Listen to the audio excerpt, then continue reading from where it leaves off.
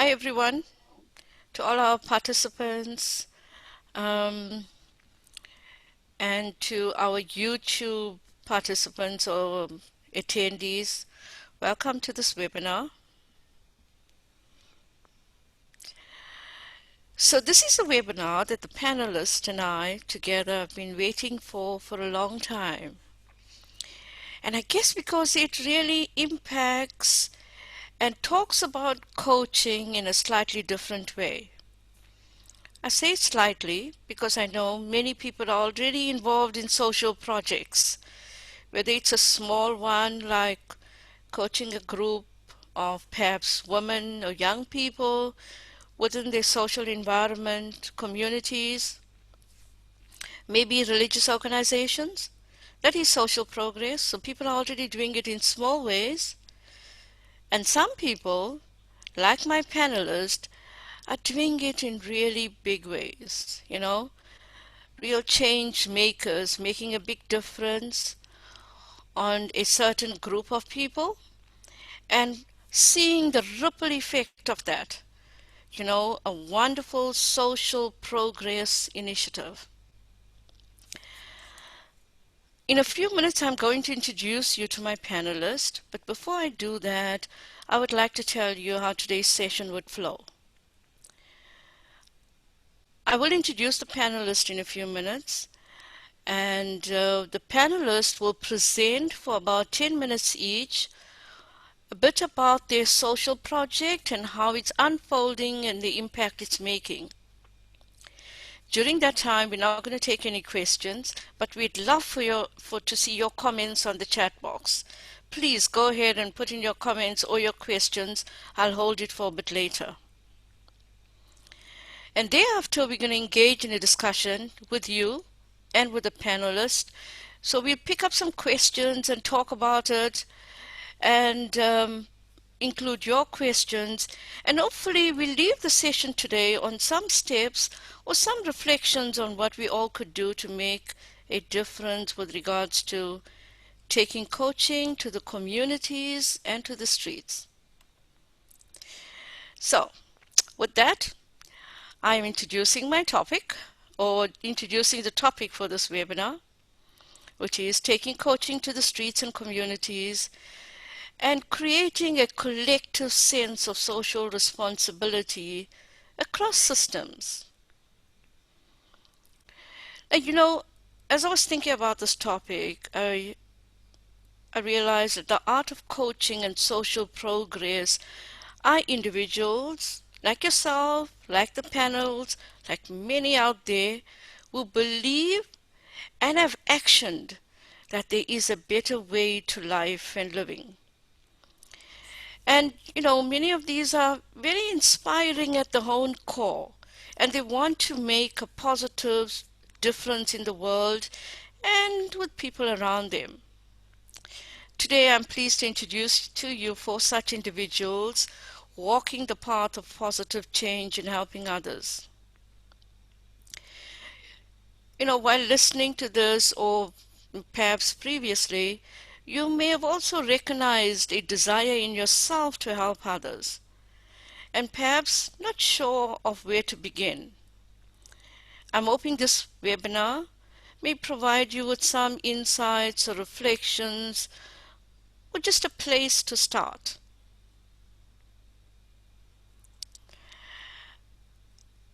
So I'm going to introduce you to the panelists, and I'm going to do quite a short introduction for each one. Because if you go onto the Coacharia website and you look under this webinar and click on the panelist name, you will see their profile and you will get a more meaty insight into some of the things they do. So not to take up too much time with the introduction, I'll do a short introduction on each panelist. My first panelist I'd like you to meet is Mukta Shah. She's a master coach, and she calls herself, and she is, a national servant leader with a difference.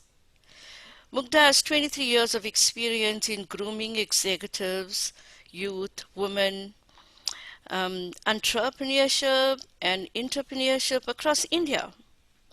She's played multiple roles in many organizations. She's a subject matter expert in corporate social responsibility and performance system for social enterprises, teaching as visiting faculty at reputed management institutes, including ITSS and NMIMS. This is a part that I find very interesting about Mukta, and I'm biased to it because I love this project that she's involved with. She presently she's serving at Tata Chemical Society for Rural Development as the national head of its initiative called Kasturi. Kasturi initiative is all about working towards psychosocial empowerment of women agri-entrepreneurs across the country through specialized coaching and capacity building of community trainers.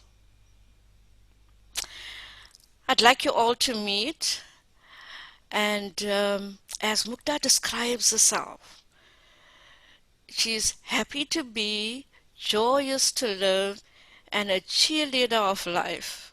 I'd love for you to meet Mukta Shah, and she's got a short presentation for you, so I'm going to hand over to her. Thank you, Mukta.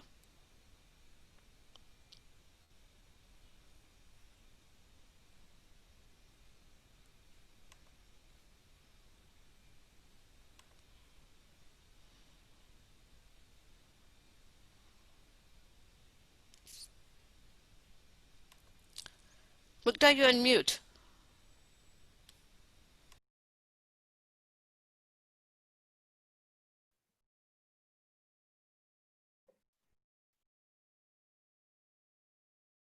Is the presentation visible now? Cindy, you are on mute now. Yeah, okay, great. So really happy to share this 10 minutes with you. And while celebrating my happiness, in a nutshell, if I have to say how it feels doing community coaching, uh, it's one of the best time of my career in my life. So the real job satisfaction one gets when one actually serves the masses and the impact one life can create. Being instrumental uh, in any such mass impact is such a blessing. So here I am to share some of the glimpses. I come from Tata's right from my MBA days of learning as a student. And this quote stayed with me for quite a while. So as HR professional, I was always looking at how are we serving masses. And then this is what happened.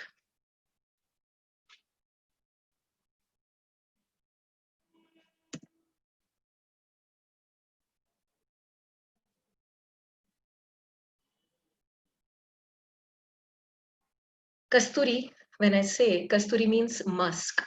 Um, and it is to remind everybody that the power is within. And like musk deer, we found while working in agri sphere as an HR person, that most of the farmers are looking for answers outside. And as a coaching learner, I realized that there is a message worth spreading here, that the answer lies within. So as you can see on the I part of Kasturi spelling, we unite different women across value chain of food business and help them work on themselves. And the self, we have defined it as help them see, help them express themselves, help them lead so that they can fulfill whichever dream they see. And as you say that fortune favors the brave. So today, this program has got the flagship of program status of Tata Chemicals Society for Rural Development. One of the biggest CSR organizations of the country is hosting this program so that it can go nationwide and beyond. When Cindy was asking me how one can arrive at that decision, what kind of community coaching or where to start, what I take help of is that Ikigai circle. So when we say Ikigai, it is made up of 4 components, as you all already know. What is worth focusing on in this conversation is what the world needs. So within the areas of your passion and capabilities, if you can find a marriage with the third circle, which is what the world needs, then believe me, the fourth circle takes care of itself. Today, I serve women farmers and farmer producer organizations and many NGOs across the country. They are not the ones who are paying me, but I got those who can pay me for. So as long as we can serve what world needs in the line of our passion and our line of capabilities, then we got our ikigai and we can actually have a full-time profession with it, which is quite a win-win. So as Cindy told that I am a fond lover of the concept of servant leadership, and I take coaching as the way in which servant leadership can be taken forward in the community. So how did I start? I start just with myself, and people had different opinions about me getting into it rather than going on the path of being a CHRO. Opting to do this was a quite a dare at that time. But over a period, Mukta, yeah, Mukta, if I can just interrupt you, sorry. sure. It's a request that you go on full screen. Can you do that? Yes, I can. Thank you. People love this diagram and they want to see it better. So how to go about that? Can you anybody guide me on that? Mm. Mukta, can I help? Slideshow. Yes, please. Um, just take your cursor towards the bottom next to comments. Just move a bit. There you would find next to Zoom on the left hand side of the Zoom on the PPT. Yeah, the one next to it. Yes. Yeah. Yeah. Absolutely. Thank you, Sure. Mukta. Yeah. Welcome. Thank you. So it started just with me as one person movement, and I knew that all I can offer is my own presence. And even today, we are just 3 of us. But I'm about to share what impact 3 people can make. And just for information, that I'm the person who is pursuing coaching as a fully professional job. And my 2 members in the team are the ones who groomed themselves as catalysts under the leadership of a coach. So the team need not be of all professional coaches only. People learn because coaching and servant leadership is such a human language that people get it as a way of life.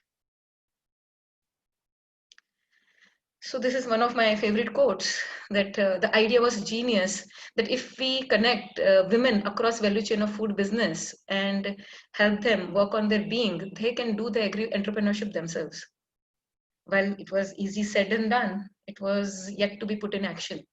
So the way I understand the word impact is I need to realize who I am. So the first thing I worked on was on my own being, understanding where my passion and capabilities are, and then create an action plan around that.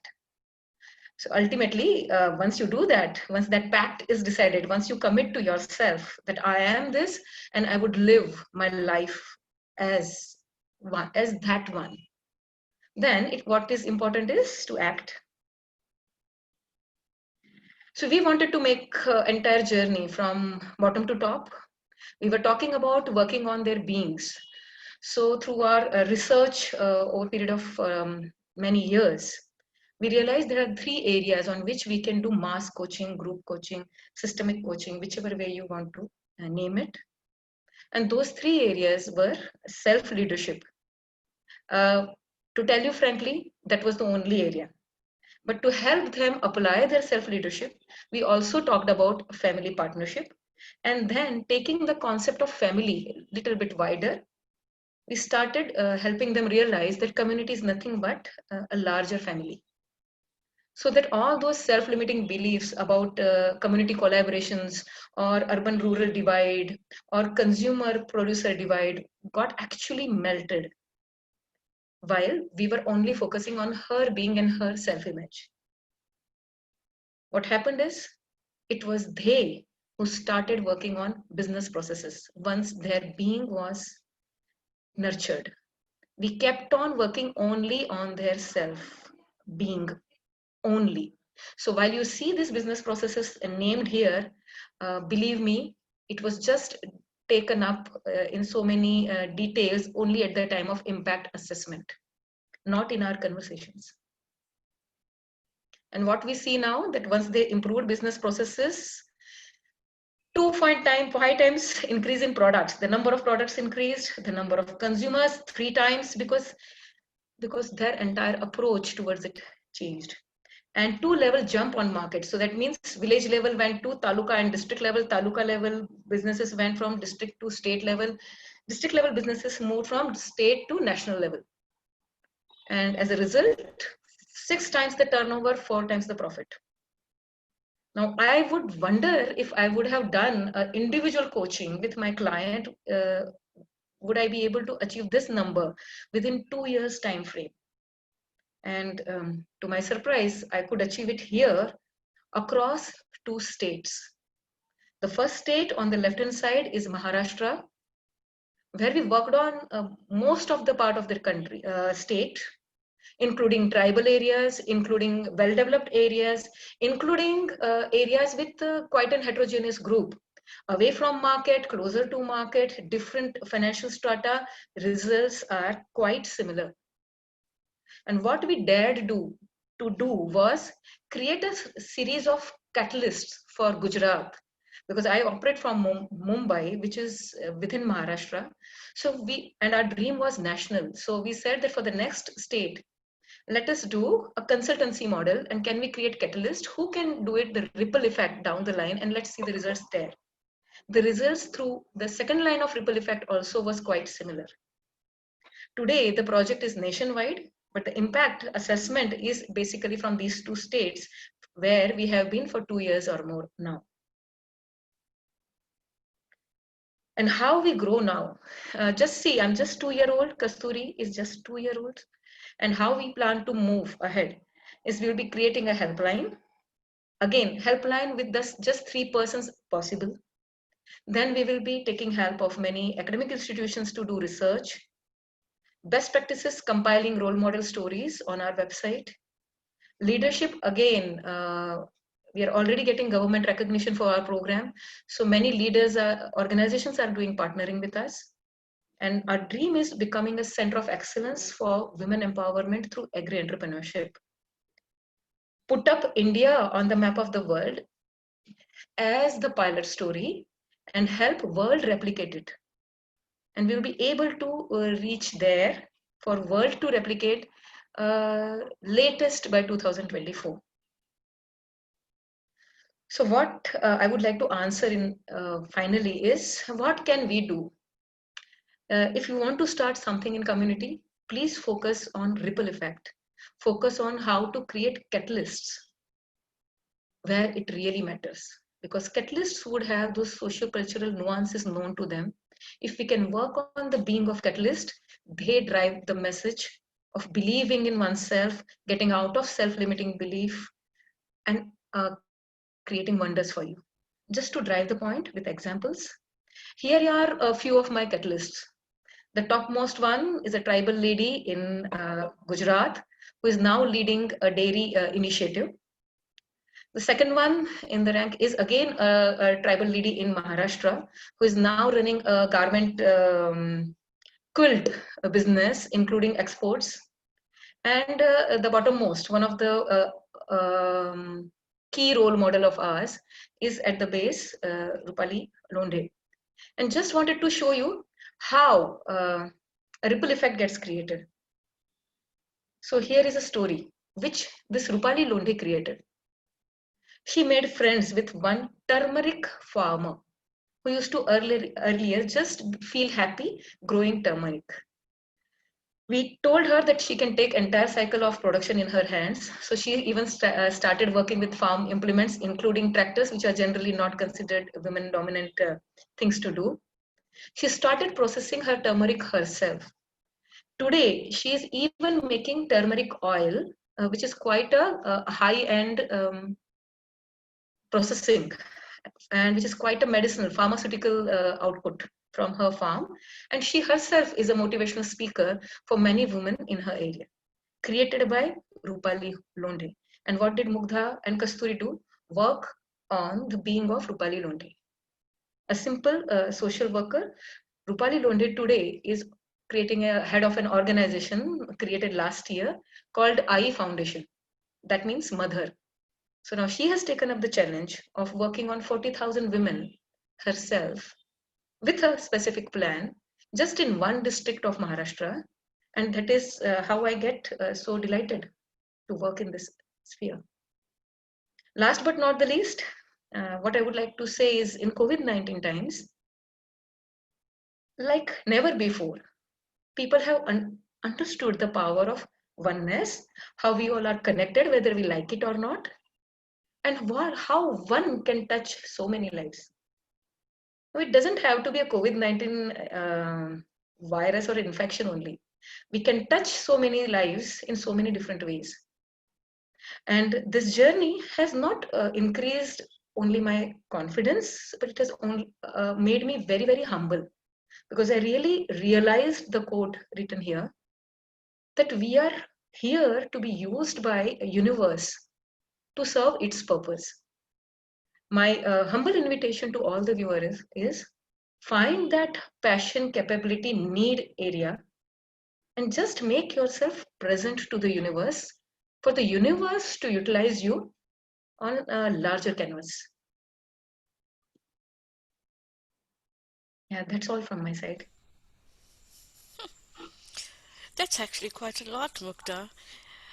I'm looking forward to, in a few minutes, hearing from you about how working on this project has changed you. Yeah, I've had the pleasure to partner with you or listen to these stories from you right from the beginning of this project. And I've seen through various stages you sharing your insights on what you are learning about yourself. I'd love for you to share more on that a bit later. Thank you. So, our next speaker that I would love for you to meet, and my pleasure to introduce to you, Hapna Punapa. I hope I got that right, Hapna. Hapna is passionate about inspiring people to expand capabilities and become their best selves through workshops and engaging interactions.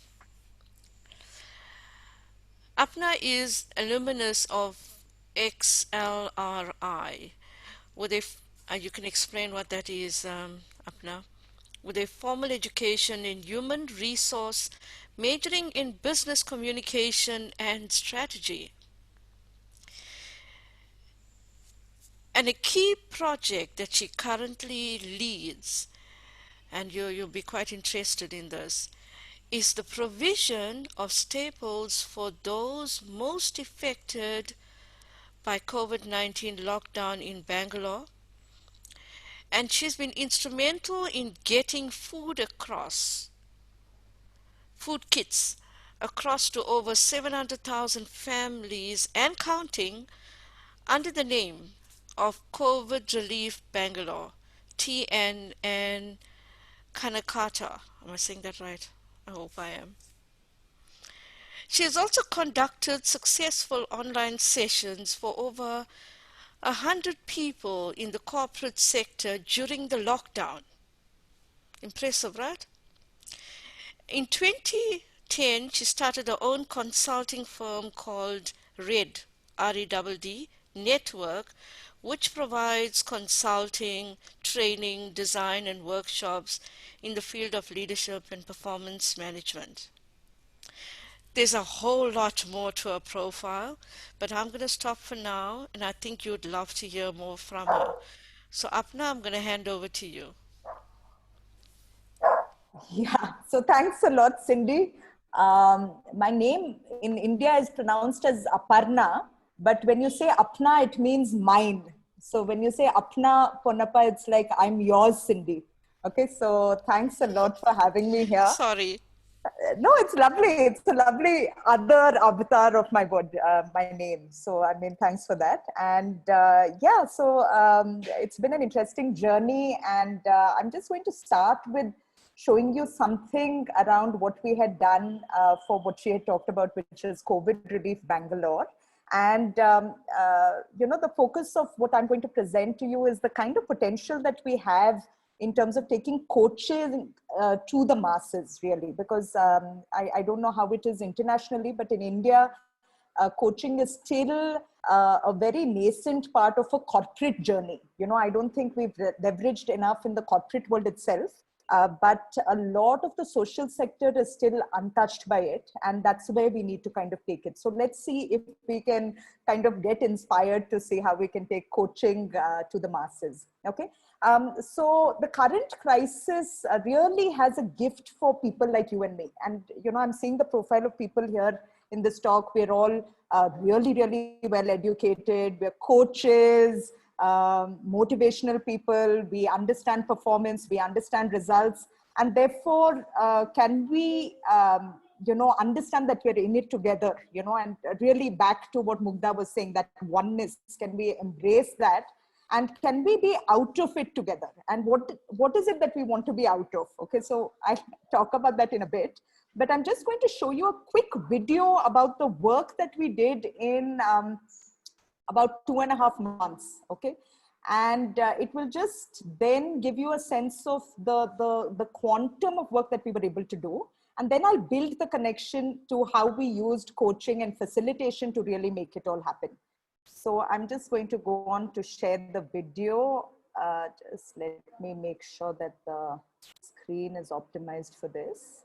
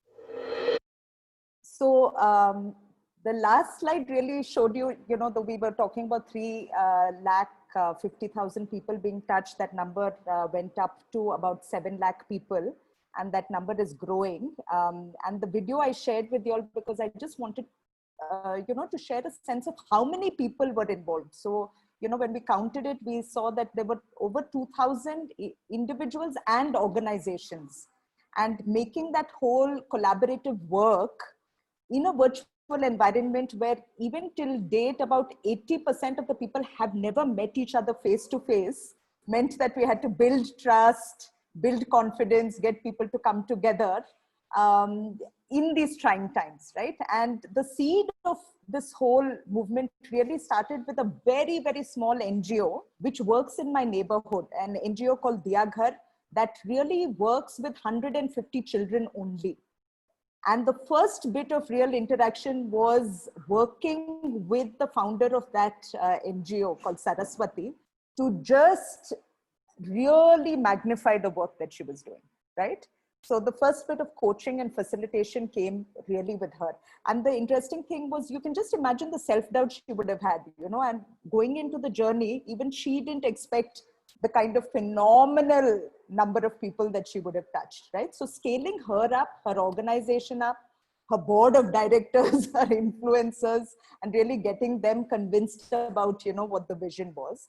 And of course, then you saw again in the video, we had multiple teams, you know, so there's a supply chain team and people who are not really employed with us, you know, so there is no contracting where I can just say, get it done. So it was really, really about facilitating people to kind of give their best, you know, towards a particular cause. Then you saw one picture of the police, you know, so the police at one point was making life miserable for us. You know, we had our volunteers who were being beaten up because this was at a time when, you know, there was a complete lockdown, right? So the law enforcement was very, very strict with movement. And here we were very passionate about, you know, really saving lives, because for us, it was a question of really getting food to people who we knew were starving and not getting any help, right? And so we had to really speak to, you know, the police department. And that picture that you saw finally was, you know, of the commissioner, who we actually had to kind of work on him and a mindset change on what we need to do in a crisis like this, right? And get him to have his own personal vision. And then he got very motivated and got on fire and got on board. And the police department started distributing food kits with us. Small and large NGOs. So a lot of our work was done with NGOs, volunteering teams, educational institutions. So who are these people who can really, really benefit from coaching? And this is where I wanted to kind of put that picture up for you all. You know, I mean, I'm coming from India and it's going to be an India-centric talk. And a quick question, and you can answer this on the chat group. Where do you think we, you know, figure in the world poverty rankings? Okay, so we have about 197 countries worldwide. About 130 countries really participate in these surveys and things like that. Where do you think we are? Just get some numbers in, and then I'm going to kind of share that with you. And while you're thinking about that, you know, okay, I'm saying 97. So you're saying we're 97. Number one being the poorest country, you're saying we're 97 on the list. Okay, Ravi Chandran is saying 65. And remember, we are one of the most populous countries in the world. Okay, so let's get a couple of more answers. You're not even close. You're not even close. Okay, one is the poorest country. Okay, so the most poverty-ridden country. I mean, if you look at it as a per capita GDP, if there are any economists here.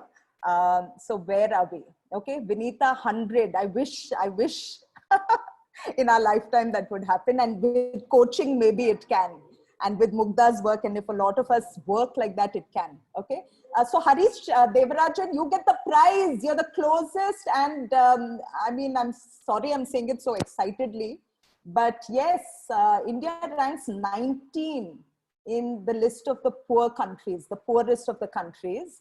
And yeah, we're 19. Vivek, you're right, you know. So we're 19. And this is concerning because the other countries are like Yemen and Haiti and places like that, which have a much smaller population. So we have a really, really large number of people who we can impact.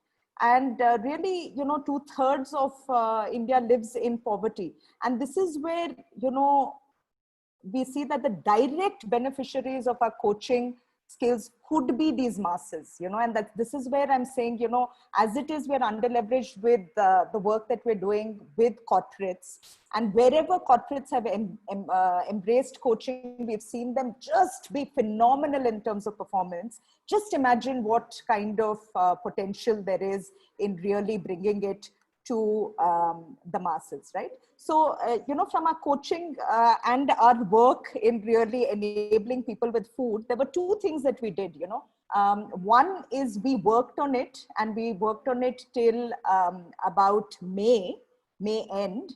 And then we enabled all through the journey, lots of other organizations to do it. So we exited doing the food relief, because right now, food relief is being very, very well managed by masses and numbers of NGOs, large NGOs, small NGOs, corporates. They've gotten into doing it.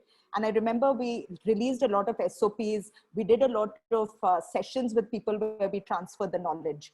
And we exited out of that to then start working on dignity of life and work for everyone. So we actually formed a team, which is now called Mission Vishwas.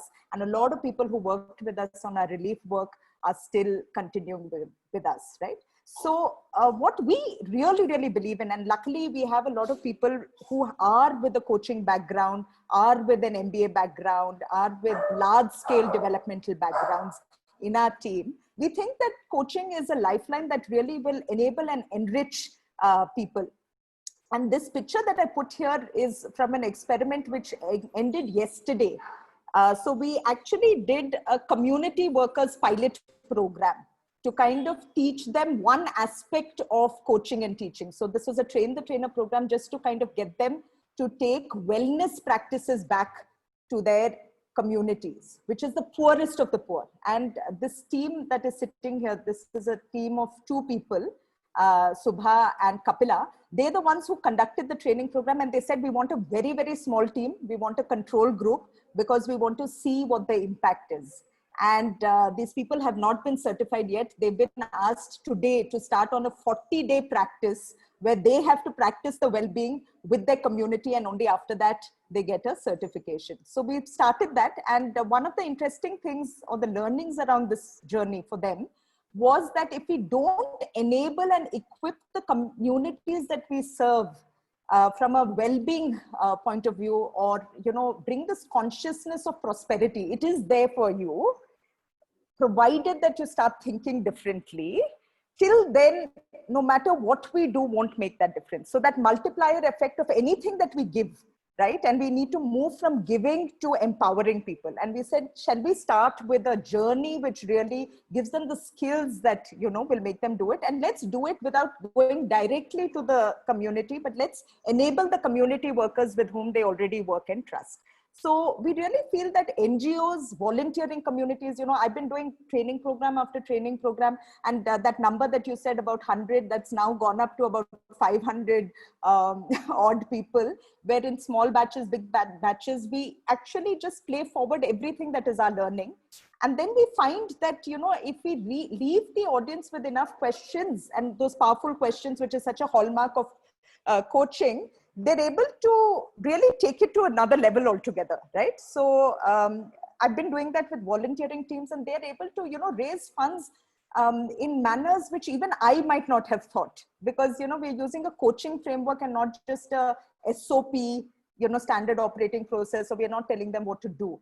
Definitely a lot of work around the governmental organizations. And now because of our work with the police, we've even sent a proposal that we want to kind of train them on how they can use a more collaborative approach to law enforcement. And I'm waiting to see how that pans out. Educational institutions. So we've seen that, one of our bedrocks for our work was a lot of these institutions, organizations, because they come with a lot of volunteers, student volunteers. But we found that the teacher community is absolutely unaware of coaching or facilitation skills in that sense.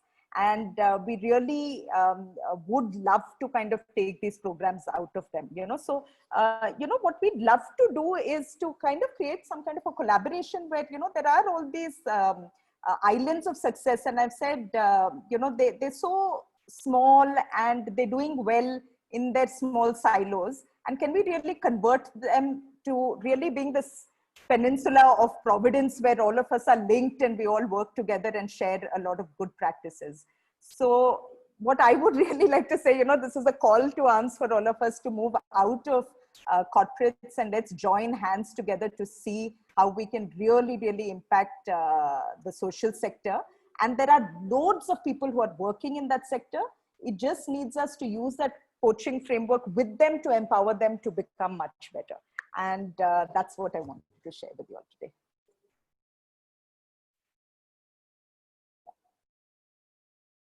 So I'm done, and over to you, Cindy. Thank you, Apna. That was wonderful listening to you. I love the thing that you spoke about, empowering communities to teach wellness or take wellness back into their areas. It's so relevant to current times. We'll hear a lot more from you. For now, I want to introduce you to our next speaker. I'd love for you to meet the man on our panel, Stephen Reed. Stephen has been in the African entrepreneur ecosystem for around 30 years, maybe over 30 years too. His company, ENN Africa, you can Google it and you will see that, designs and implements supplier development program tools for government, NGOs, companies that are looking to expand the capacity and ability of small and micro businesses. I do know Stephen quite well, and I know how much he loves working with those small micro businesses, including, street vendors into slightly bigger micro business and helping them grow and develop their business. Stephen is also in the media space, having established a radio show for entrepreneurs which partners with Channel Africa to provide multilingual, energetic, and insightful content across Africa. He has consulted on various projects that are active in most countries in Africa.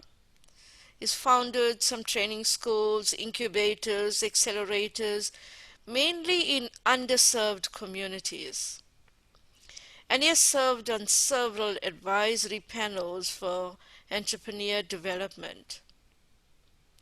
He's a South African ambassador to the World Union of SMEs, past director on the ICF South Africa board, and as well as the national director of South Africa for the Mankind Project International and International Mankind Project Council member. During our discussion, I'll ask Stephen to explain what the Mankind Project is all about, and that's quite interesting to hear, or maybe you will do it during his talk. I will now hand over to Stephen. Thank you, Stephen. You now have the floor. Thank you very much, Cindy. It was such an honor to be here, especially listening to these two ladies who spoke before me. Such impactful projects. I learned a lot, and I've got some key phrases from both of them. Genius is in the idea. Impact, however, comes from action. I absolutely love that. I think I'm going to get it tattooed on me. I think that's such a wonderful saying. And one of the things I want to share today, from humble beginning comes great things. I hope that that saying will be part of one of the Mankind projects that I'm busy with at the moment. So I think what I want to just share with everybody today, one is around entrepreneurship. I work in Africa, and I've been fortunate to be involved in quite a lot of different projects on the continent in entrepreneurship, and I think that's just something that age gives you is a longer CV. So entrepreneurship being the one side, and then I do want to touch on Mankind and what we do, and the impact that men's work has and can have on the world. With entrepreneurship and coaching, one of the initiatives that I'm currently busy with and am really passionate about, and a lot of it's come out of COVID and the crisis. So again, from humble beginnings comes great things, and what can you get out of this crisis, just using other people's phrases. I'm very, very focused on getting coaches out into the micro business communities and getting coaches to get paid work in those communities. And part of what I've found over the years is that coaches, being the wonderful people they are, do an incredible amount of pro bono and volunteer work. And for me, whilst that is wonderful, I also want coaches to have sustainable businesses so that they can focus on coaching and sharing their wonderful gifts with the communities to make an impact. And the drive to digitize so much now, there's this incredible push during COVID-19 to get everybody online and digitized, and all the various initiatives. The various organizations I work with, we've also been quite focused on that, and we're busy putting together a program for micro and small businesses where they can get involved in a full incubation program for, it's going to work out to most probably $1 a month, all in, absolutely everything in, because what we want to focus on, and breaking down those silos that Aparna spoke about, is how do we break silos, is to get corporates and organizations to be able to fund coaches, human beings, coaches and mentors to work in the communities, because that is the one of the most significant impacts that I've found in my work, is that if a coach or mentor can come and work with a group of entrepreneurs, not only on a one-to-one basis,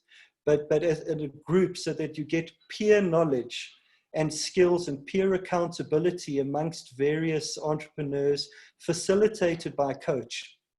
There's incredible power there, because so many of these entrepreneurs are not aware of the kind of unconscious knowledge they have by doing. They're kind of uncertain and unaware of what they are able to bring, because they may not have the formal education that they see a lot of successful people have. And with a coach being able to assist them in understanding what they bring, and then their peers also, there's incredible value. So we're going to be having, before the end of the year, a gamified platform where, as long as entrepreneurs are able to follow through on the process and do what's needed, they will be able to access coaching. And I'm just wanting as much feedback as I can get, from everybody who's here, just on what is it that coaches need. I mean, that as Cindy knows, is one of the things that drives me, is being able to support coaches out there. So that is an initiative. I started with leadership training just in November in Nigeria. We did training for about 500 youth. It was quite amazing. I was flown to Nigeria to train, I think it was 25 entrepreneurs in leadership. And then they asked, could I do maybe 100 or so? And when I arrived at the venue, there were 250 entrepreneurs sitting in the venue, which held 250 entrepreneurs, and 250 arrived while I was talking. So we had to do a second session. So it was a full day thing. And that's the hunger that I'm sure everybody who works in communities knows is out there. So this process will unfold, and I'll share it with Cindy. And it's to be able to create capacity and opportunity for coaches, because as far as I'm concerned, that's what's going to change the world is coaching, and it needs to be sustainable for coaches. So I just want to touch on Mankind, because it's another side that has impacted my life. Just I can't even explain the impact it's had on me. And the Mankind project is again a peer network. It's a peer facilitation program, education and training, and it works just with men. So it's men doing work with men. Basically, men have been accountable for most of the ills of this world, as well as a lot of the greatest things that have ever happened. And we work with men to create a safe space and a lot of training on how to become really powerful modern males, because there aren't many powerful, positive male role models out there at the moment across anything. And the Mankind slogan is changing the world one man at a time. And when I got involved with Mankind, which must be about 12 years ago now, I thought, oh, I can do this. I'm going to go and change all these men, not understanding that they were talking about me. So it's just, I need to change me. And they've had an incredible impact. And before COVID, my goal, my community project was taking Mankind into Africa. We've had a pretty substantial impact, small, was probably about 3,000 men so far in South Africa, but we're non-evangelical. And what that means is that for us to move, somebody has to ask us to arrive. So we're never going to arrive in Botswana because we want to. A Botswanan man has to say, we would like you to come and work with us in Botswana. And we so far, roughly a year before this coronavirus changed the world, we had crowdfunded about 10,000, it was $9,200 across the world to get African men to South Africa to train. And then we were going to roll out into Africa, which has come to a grinding halt, obviously, but it's given us time for reflection and to do other work online with men, although obviously in certain communities there isn't access to the internet the way we want it. And we have so far in a year, we have trained men now in Kenya, Uganda, Nigeria, the Democratic Republic of Congo, Sierra Leone, and Zimbabwe. And just I don't want to talk too much, but it's around men having dignity and awareness around the entire community. And we just talk about integrity and mission. Men need a mission in life. They really, really do. All men, it's just we're just meant to find their mission, and then for men to hold themselves accountable. And we train men in coaching and facilitation skills so that they are able to self-process. So once they complete our training, they are able to integrate into their community and into society, use the skills that they have, and stay in their own safe spaces where they can do their work so that we can exit. Because one of the things I've learned over my years doing various community work is something that I'd like to leave with this group, is for work to be sustainable when there isn't a lot of funding, because even funding, the external funding dries up over time. So you need to create something that is duplicatable. So whatever you're bringing as your resource, so, you know, passion, experience, knowledge, whatever it is, if it's not duplicatable, the project eventually fails because the people you leave it with are not able to do that because they may not have your particular brilliance. So what COVID has given us the opportunity to do is to leave the men in stewing in their own juices on how to create their trainings in their countries. And what's been lovely is that the men from the DRC who are going to be first, our first African training outside South Africa will be in the DRC. We said 1 year from now. They came back and said, no, 2 years from now. And I found that very positive that they get it. Thank you. And I just look forward to listening to our next wonderful speaker. Thank you. Thank you, Stephen. Yeah, I've worked with you on so many projects, you know, corporates and communities. And I've got to say, the passion and drive you bring in is unbelievable. But I think more important, what stands out for me is the way you communicate. When Stephen, I look at my phone and I see Stephen's name appear there, if he calls me or something, no matter what you're doing or what space you're in, immediately you are lifted. It just has that effect with just a greeting. I would now love to introduce you to our fourth panelist for today. And I think known to many, Ekta Dehantra. I hope I'm saying that right, and sorry if I'm not, Ekta, you can correct me.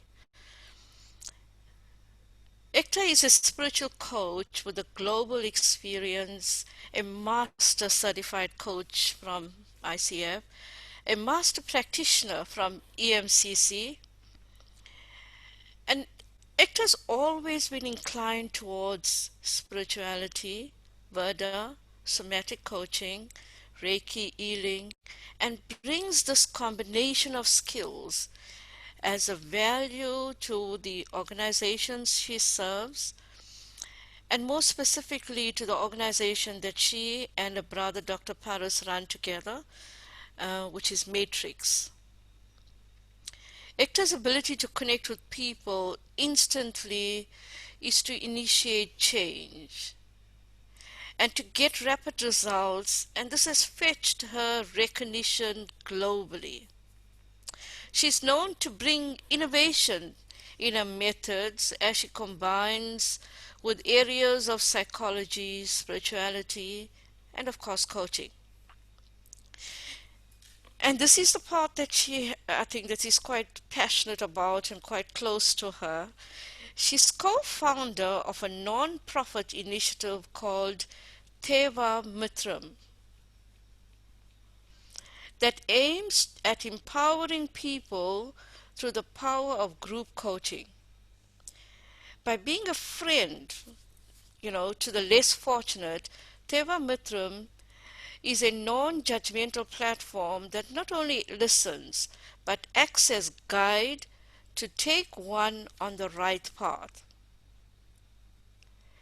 And the campaign, My Mental Health, that's the name of the campaign, is a priority campaign launched this year in May 2020, and has so far reached 6,000 plus registrations across the globe and still continues.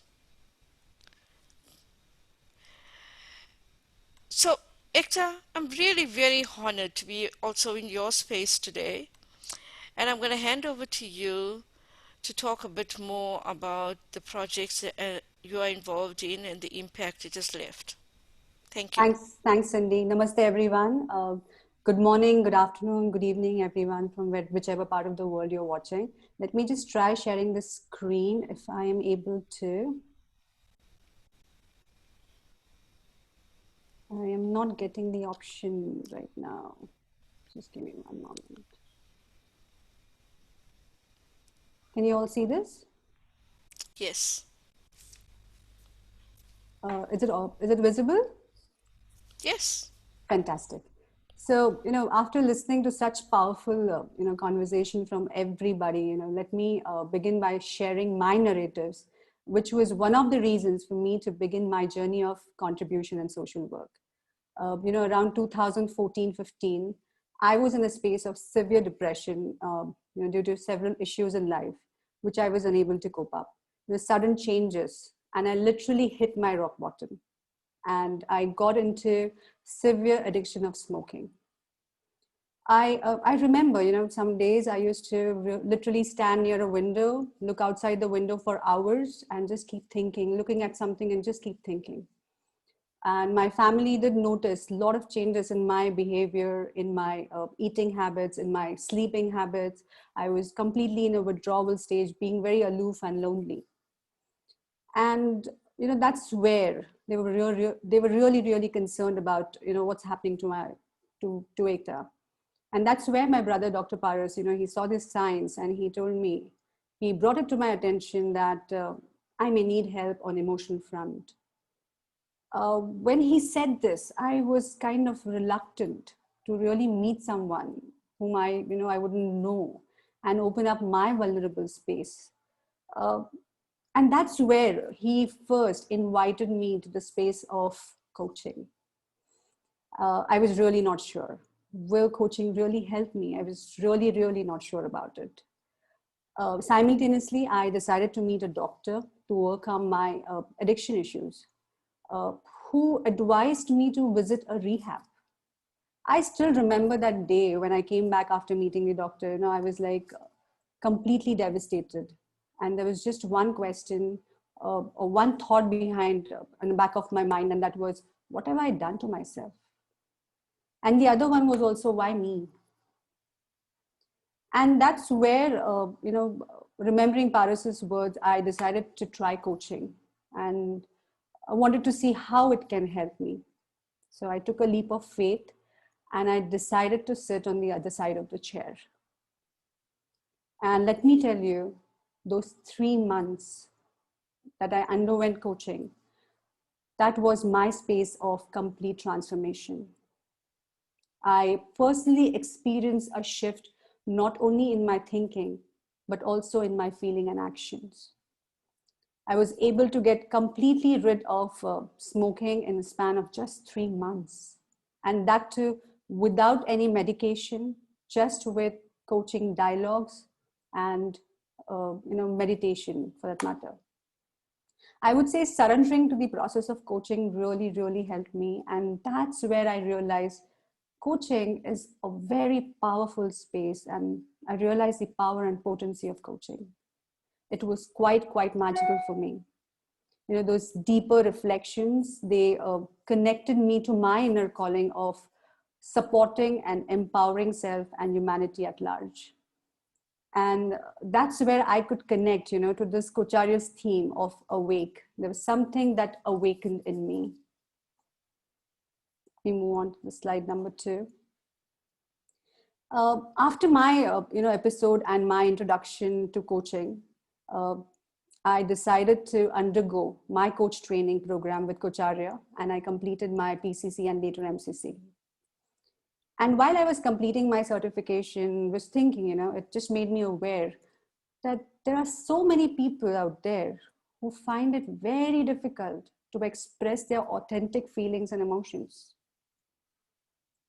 And then a thought did come to me, how about we create a space, a non-judgmental platform where we can offer group coaching services to lesser fortunate people at absolutely no cost. And as I was narrating this thought to Paras, I was like, we literally don't have funds to support. And I remember my mother's words at that point of time. She mentioned that contribution is not about having in abundance and then, giving. It's all about how much I have. And in that capacity, how much can I contribute in the present moment? And that was a boost for us. We were unstoppable. And the idea of Tava Mitram took shape in 2016. And we formally established ourselves in 2019.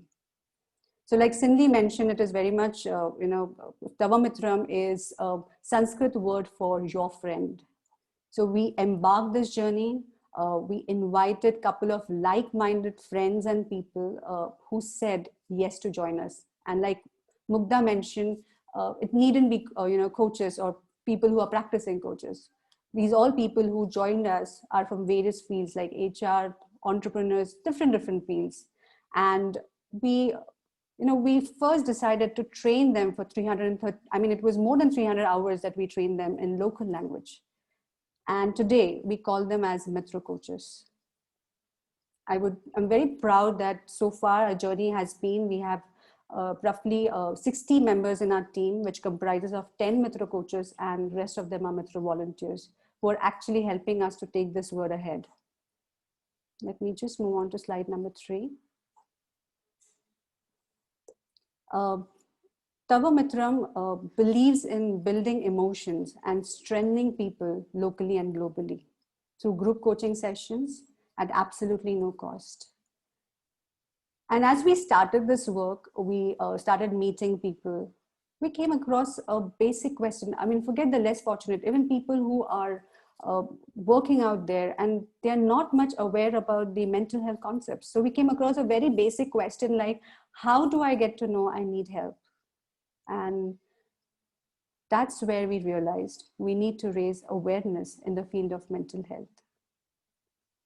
That's where I could connect to Kocharya's theme of aware.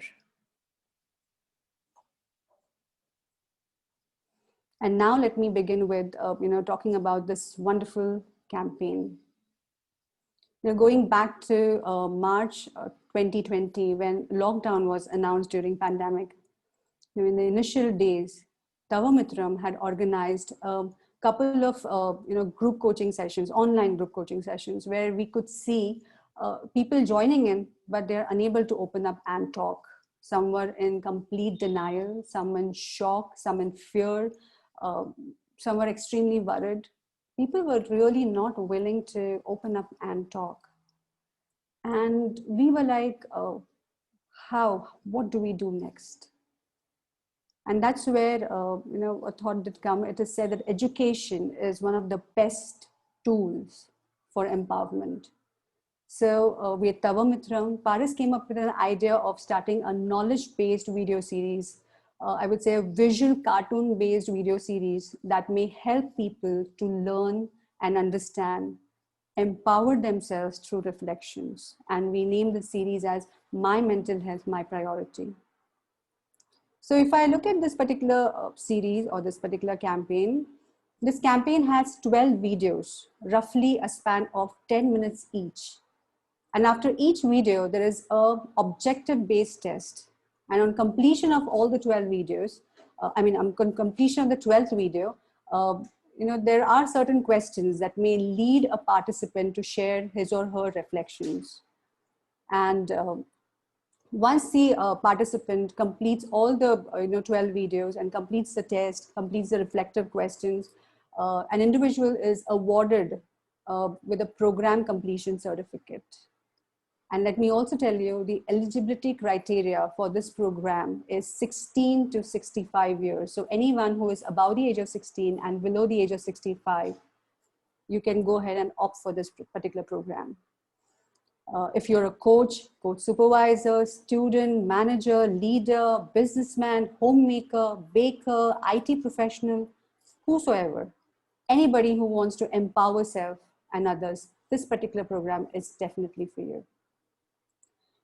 Let me also tell you, we launched this particular campaign on 1st of May, and in the very first month, we reached about 1,000 registrations through LinkedIn, Facebook awareness, and only through word of mouth. There was no publicity that we did. And that's where I could connect to Kocharya's theme of Arise. Feedback from participants, responses from them, was actually a receipt for us, that we are on the right path. Slowly, steadily through connects, we managed to reach several corporate companies and even colleges too. And it gives me an immense pleasure, and I'm very proud to announce that we are close to 6,400 registrations across the globe. People from 50 plus countries across the globe have registered this program, and they've got back to us telling us that it is really, really helping them. And let me also tell you, this is certainly picking up trends in corporates. We are tying up with various organizations with a capacity from roughly 1,000 plus employees to roughly 50,000 plus employees globally. And one go, our system is that power packed that in one go, 10,000 people can undergo the certification program absolutely for free. Just to share whatever I mentioned in the form of video, let me just go ahead and share my screen and see if I can go ahead and share a video with all of you guys. Give me one moment.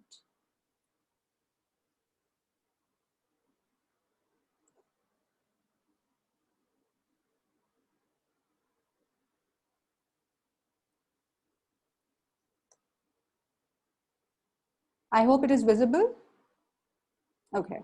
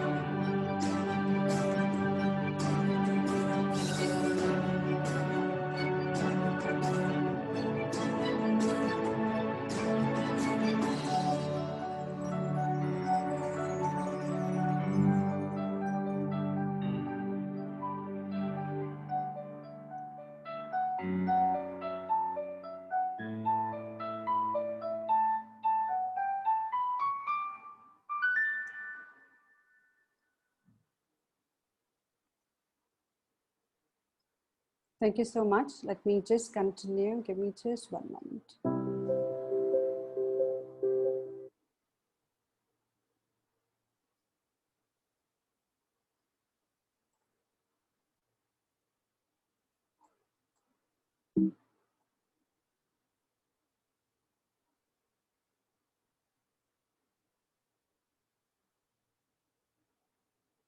Now, coming back to the next slide, I would also like to quickly inform everyone that we definitely take care of the General Data Protection Act. That is very, very important, because this was one question that we got to know from, we were asked by a lot of corporate people. So we have created such a system for corporates that we provide a system-based user ID and password, and an individual's data isn't needed at all. We don't collect it. So like in the video you saw, to further add, we are not going to stop here. Based on feedback received from various people about how this project has changed their thinking and how it is impacting their life, many people have reached out to us that, if we could do this particular program in local language. We had colleges, we had factory workers, factory heads telling us that we want this program for our factory workers. And they found the level of English in the video series on really on higher side to understand. So they personally requested to launch the same in local language. So the entire campaign of My Mental Health, My Priority will be launched in this month in Hindi. And we would be further launching this particular campaign in Marathi. Thanks, Mukta, for that. So in a nutshell, I would say this campaign is not about empowering self or just family. It's about society and community at large. We are all in this together. And the current situation, we need support of each other. So Tavamitram believes that we are several minds, but one world. And on this note, I would like to share the last slide. So this is the free link for the particular program. Let me just go ahead and see if I can copy it and I can share this with all of you. Just give me one moment. I have gone ahead and shared the link in the comment section. You can go ahead and register yourself for this free program. Can you all see? No. No. Are you using all panelists and attendees? Click that option. Just give me one moment, please.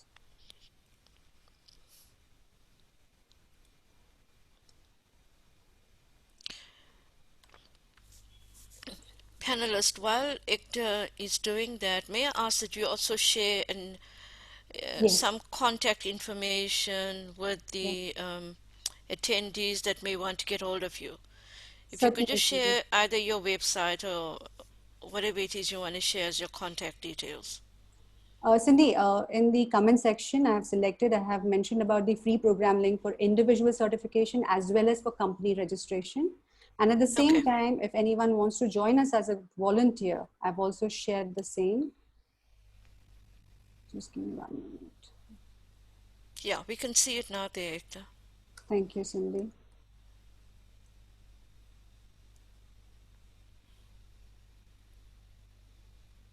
Yes. Cindy, if I may take a minute, can I go ahead and share one more video if you don't mind? Yes, please, go ahead. Thank you. Sorry, wait a minute, Ekta. While you're doing that, let me just say to our participants, I know that many of you are also contributing or involved in many projects that includes uplifting, social progress. Would you please share your story onto the chat? We'd love to capture what you are doing. Ekta, you can go ahead. Sure, Cindy. Just give me a moment.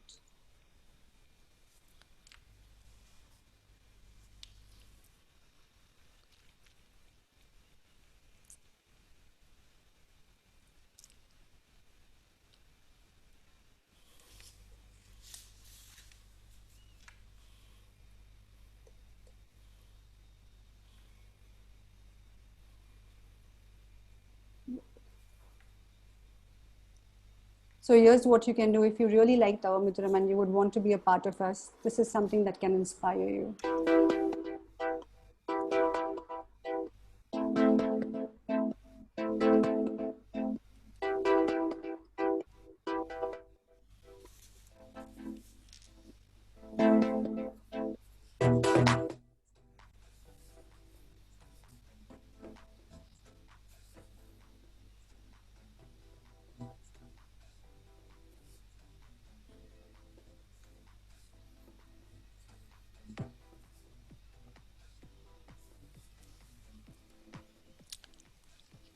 Your sound is gone, Ekta. Oh, no, it's back. It's back now.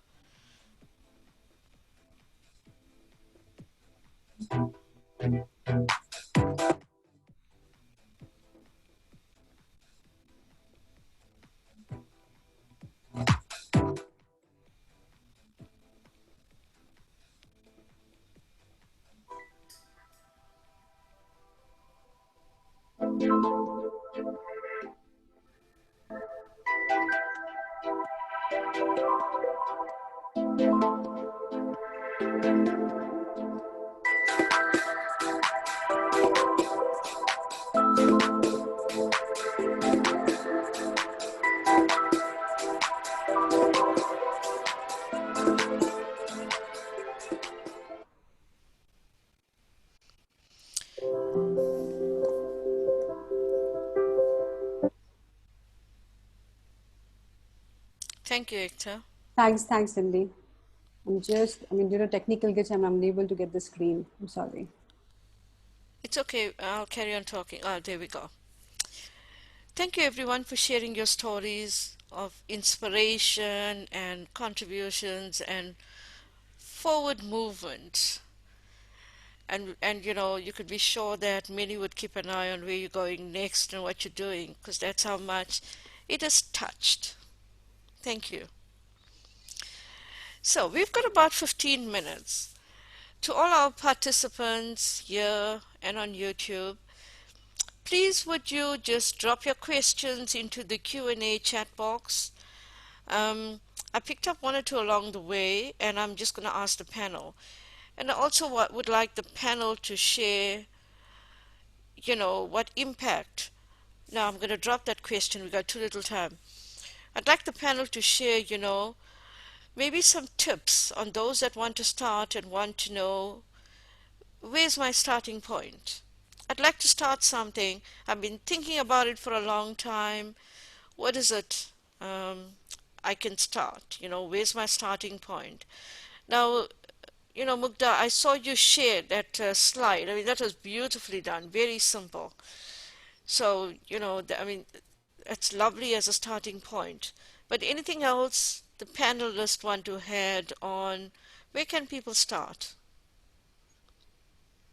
Um,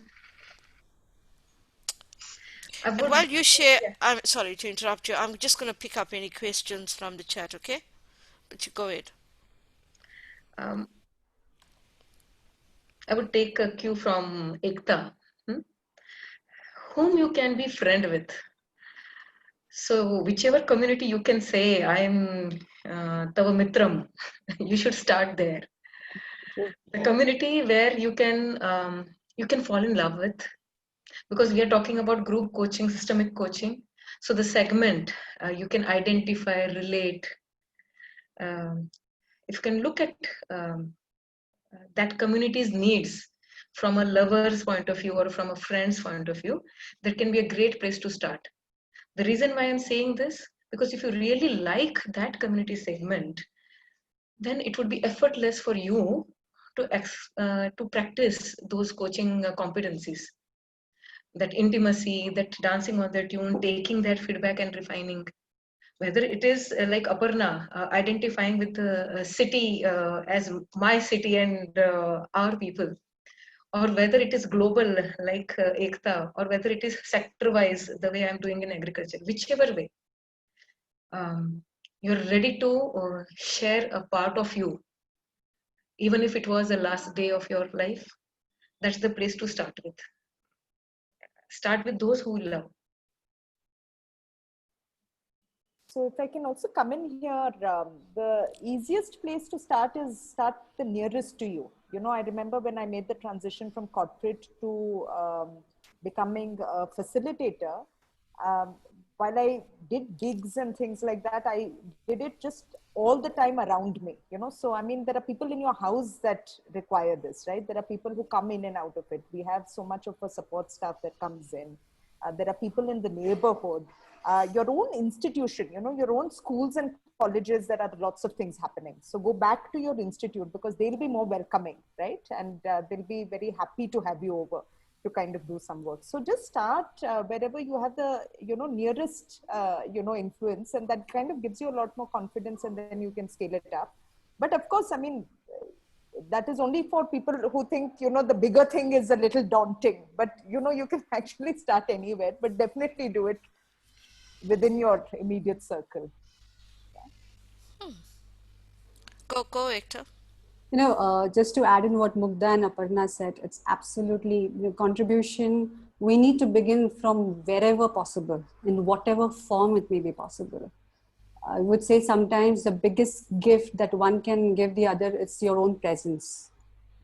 And it can be a big contribution to somebody else's life. So needn't wait for big things, because when I remember when I started the thought of Tava Mitram, it was nothing. But the journey is continuing, and you never know where it will take you. So the fact itself you want to contribute will get you on the path. So just begin. And Hector, you're so right, because many people have a big idea and they get absorbed into the bigness of the idea versus the small starting point. And then there's a sense of overwhelm, on where to start. So that's what you're sharing is absolutely true. Find that smaller start point and journey towards that big picture that you have. Sure. Stephen? Yeah, so we heard genius is in the idea. Impact, however, comes from action. And it's just to get started and to keep it simple, because I promise it will create its own complexity all by itself. Absolutely. Vinita's raised a good point there. How do you bring coaching, mentoring, consulting all together? Vinita, in 10 minutes, I don't know whether we're going to do justice to the question, but I get a sense that you probably resonated with some of the panelists or all of them. I'm not sure. May I suggest that you reach out to somebody and they would help you, bring these elements together into a package?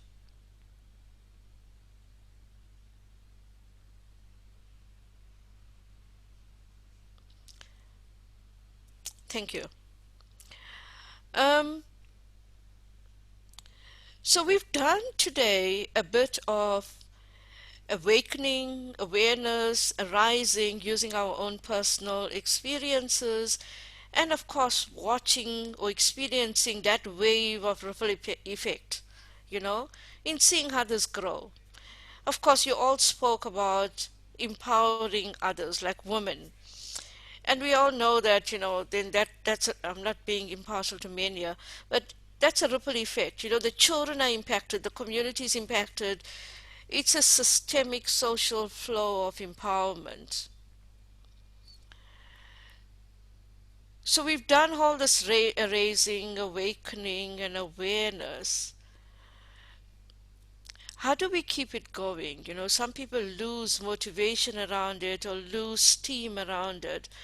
In those difficult moments, how do you keep it going? Go up now. Yeah. So the easiest way to keep it going is to build a team around it, because if you're just a lone driver, once you lose steam, that's it, right? I mean, where will you get that energy or whatever? So the sooner you can build a team and a community around yourself, then they will kind of feed into it. So even my journey, I was not even planning to do COVID relief. I did that with a huge team. And, when I was ready to give up or ready to close down, the team decided, what needed to be done. And then, that energy kind of added to it. And now we are, forming an organization which is going to do larger social impact. So the team is very, very important, and get people with the right set of competencies. So coaching skills, facilitation skills, anyone who's also like-minded, but also diverse. They're from different worlds, but they have some shared knowledge experiences, so that that kind of really you're then talking together, and you're easy to form a team around that. Anyone else on the panel? Go, Mukta. Yeah, I would like to add to what Aparna said, that two factors are very, very important, which is generally missed out in planning this. One is to enjoy. If we are enjoying the small successes, I was seeing Ekta's video, how happy she was crossing the 6,000 marks. Now, those enjoyment actually recharges ourselves. So we need to take care of our own recharging points from what we are doing and the journey we are achieving. So that really keeps us going. That is one thing. And second thing, coming back to those circles, we need to stay relevant to the need of the hour. So as long as the world needs what we are doing, uh, really, literally, universe conspires to keep us going. So if we really want to go on, then we need to just realign ourselves with the changing needs of the hour, because it is changing every hour. So if we can keep it in alignment with the need of the hour and enjoying the journey, I think it helps. Ekta? Yeah, Cindy, a beautiful question, I would say, beautiful inputs by Mukta and Aparna. I would just say a quote that, that keeps me going is, we rise by lifting others. So a call, from a known person, or a message from an unknown person, actually, who gives us a feedback, something has shifted in me, that keeps me going personally, I would say.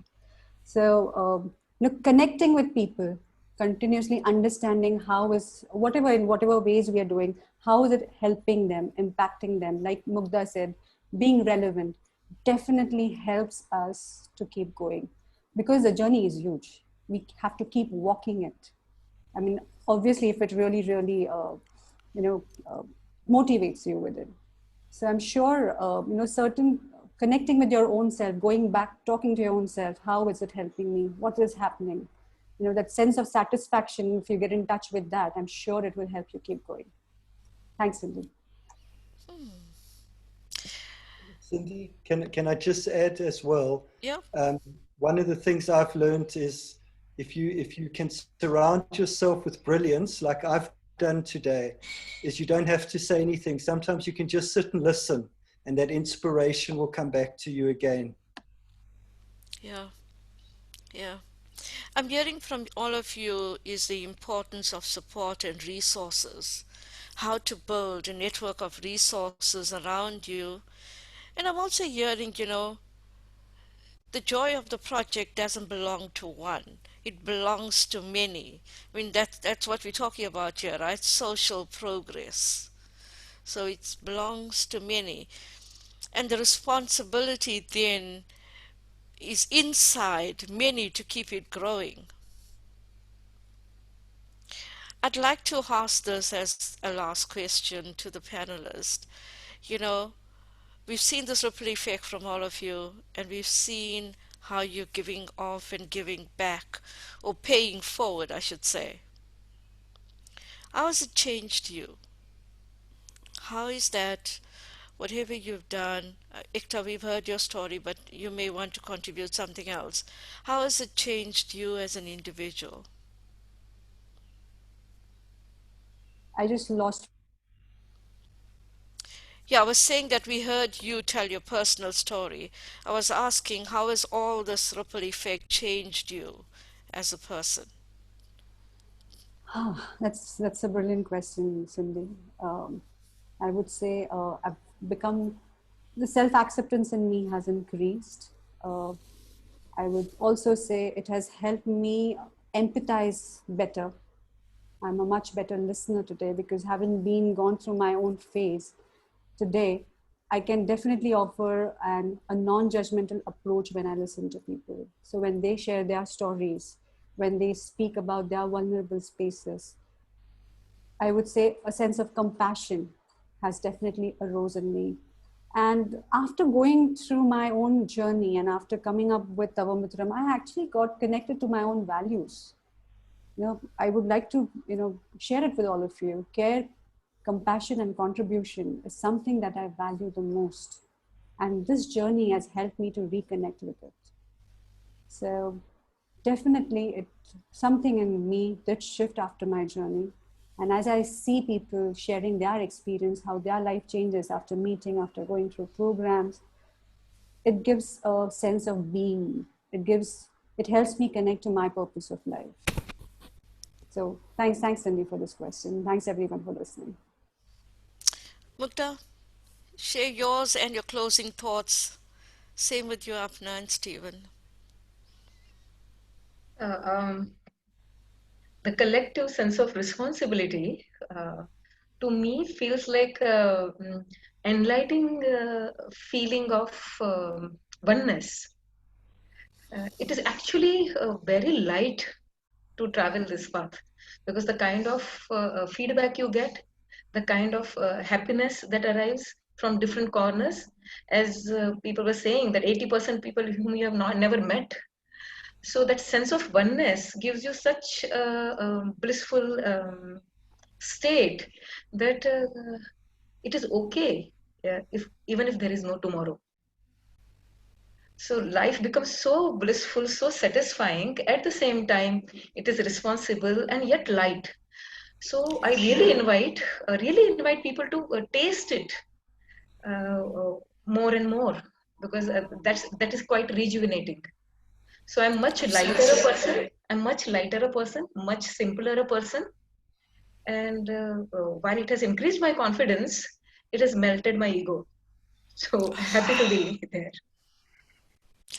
I'm aware that we're at the end of our time. However, we'll take a moment to wrap up. Hafna, from you, Stephen, and I think Ekta, you want to say something. Sure. So I'm working two jobs now. So I have my corporate sector work and I have my social sector work. I'm relying much more on coaching inputs and rejuvenation. That's my anchor. Otherwise, I think I will get unhinged. So I'm, both the recipient and the person who's kind of giving a lot of that coaching, which is great because, it keeps me that much more in tune to the needs of others. And I think all of us can do it, so we should just get there and do it. Absolutely. I'm full on with that with you. Stephen, anything you want to say to close thoughts or the impact your work has on you? Sure. So just very quickly for me, is understanding my privileges and entitlement, understanding shame a lot, getting to grips with racism, sexism, patriarchy. Those are all the things that have really been impactful in my life. Thank you for the opportunity of listening to these incredible women. Appreciate it. Take care.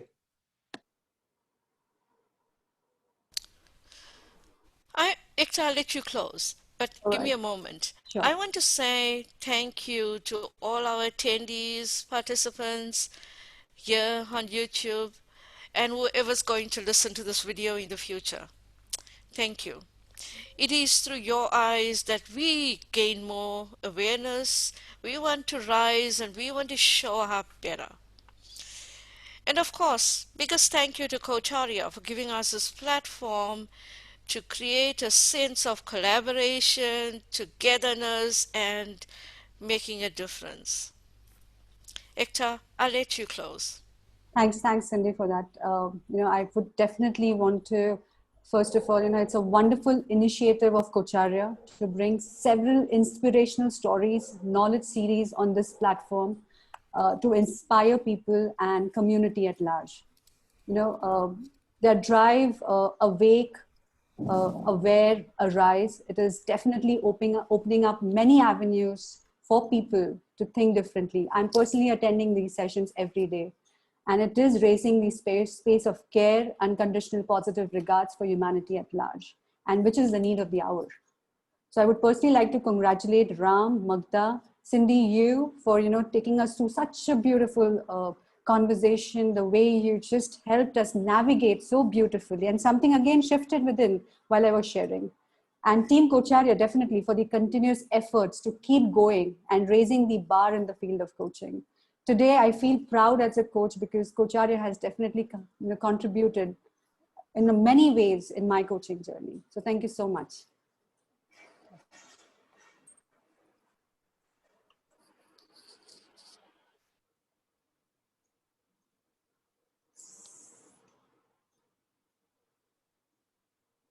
think Cindy's disappeared. Cindy, we cannot hear you. We cannot see you. Ah, Yeah. you can hear me? Yes. Okay, I was saying thank you, everyone. And we'll see you on the next webinar on the 14th of October, same time, where we're discussing gender inequalities. Thank you all. Have a Thank you. lovely Namaste. day. Thanks. Bye. Thanks. Bye. See you.